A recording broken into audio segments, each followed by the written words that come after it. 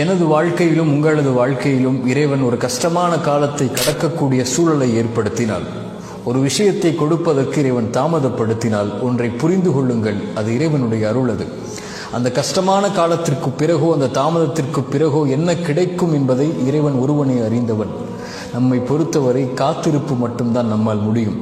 இறைவன் நோயை கொடுத்தால் தான் சுகத்தை கொடுக்க முடியும். இறைவன் கஷ்டத்தை கொடுத்தால் தான் இன்பத்தை உணர முடியும்.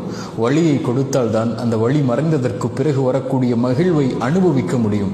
உலகத்தில் இருள் வந்தால் எப்படி வெளிச்சம் வருமோ அது போன்று சிரமங்களும் கஷ்டங்களும் வந்தால்தான் அதற்கு பிறகு வரக்கூடிய நிலைமை இன்பமாக மகிழ்ச்சியாக மாறும். காரியங்கள் அனைத்தையும் அவன்தான் நிர்வகிக்கிறான். எல்லா பொருளின் மீதும் அவன்தான் ஆற்றல் உள்ளவனாக இருக்கிறான்.